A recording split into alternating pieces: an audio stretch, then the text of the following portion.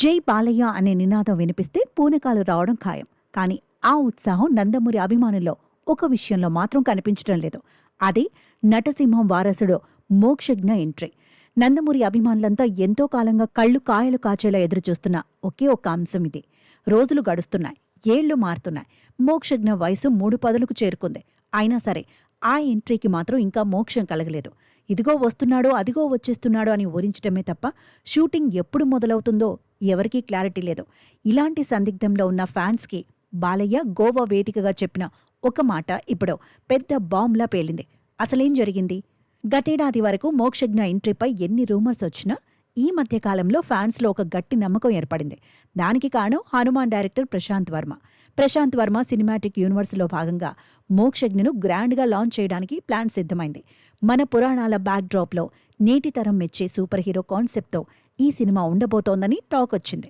దానికి తగ్గట్టే మోక్షజ్ఞ కూడా సూపర్ మేకోవర్ అయ్యాడు. ఆ స్లిమ్ లుక్ చూసి ఫ్యాన్స్ కూడా సంబరపడ్డారు. అనౌన్స్మెంట్ వచ్చి ఏడాది దాటినా ప్రీ ప్రొడక్షన్ గట్టిగా జరుగుతోందని అందరూ ఫిక్స్ అయ్యారు.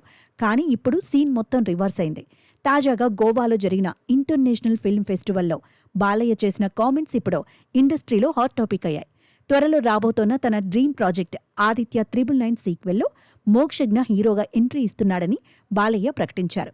ఇక్కడే అభిమానులు కాస్త కన్ఫ్యూజ్ అవుతున్నారు. ఆదిత్య 369 అనేది తెలుగు సినిమా చరిత్రలోని ఒక అద్భుతం. దానికి సీక్వెల్ అంటే అంచనాలు పీక్స్లో ఉంటాయి. కానీ మోక్షజ్ఞ లాంటి డెబ్యూ హీరోకి మొదటి సినిమానే ఇంత బరువైన సబ్జెక్ట్ ఇవ్వడం కరెక్టేనా? సాధారణంగా వారసుల ఎంట్రీ అంటే ఒక మంచి లవ్ స్టోరీతోనో లేదంటే పక్కా ఫ్యామిలీ ఎంటర్టైనర్తోనో సేఫ్ గేమ్ ఆడతారు. పోనీ ఈ జనరేషన్కి తగ్గట్టు Prashanth Varma super hero cinema అంటే యూత్కి కనెక్ట్ అవుతుంది.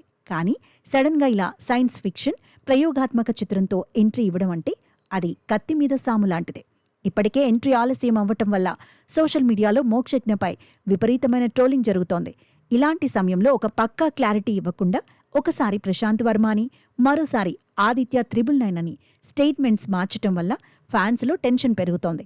ఒకవేళ ఆదిత్య 999 ఫైనల్ అయితే మరి ప్రశాంత్ వర్మ సినిమా ఆగిపోయినట్టేనా, లేక ఇది రెండో సినిమానా అనే ప్రశ్నలు ఫ్యాన్స్ని తులుస్తున్నాయి. ఏది ఏమైనా బాలయ్య తనదైన స్టైల్లో ఒక ప్రెస్ మీట్ పెట్టి ఈ రూమర్స్ అన్నింటికీ ఫుల్ స్టాప్ పెడితే తప్ప నందమూరి అభిమానులకు ప్రశాంతత దొరకదు. మరి మీరేమంటారు?